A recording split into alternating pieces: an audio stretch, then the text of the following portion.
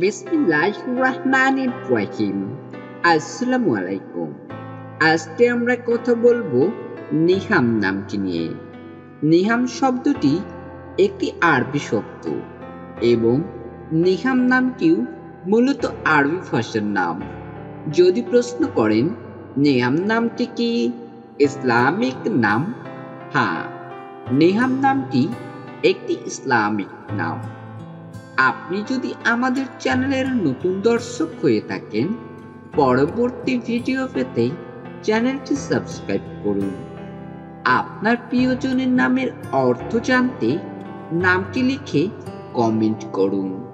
আমরা যত সম্ভব চেষ্টা করব আপনার কমেন্টের উত্তর নিয়ে নতুন কোনো ভিডিও উপহার দেবার।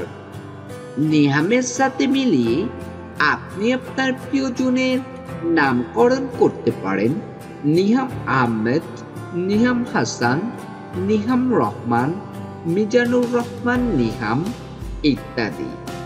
নিহাম শব্দের আরবি বা ইসলামিক শরিয়া ভিত্তিক অর্থ আশীর্বাদ, উপকার, অনুগ্রহ, নিয়ামত।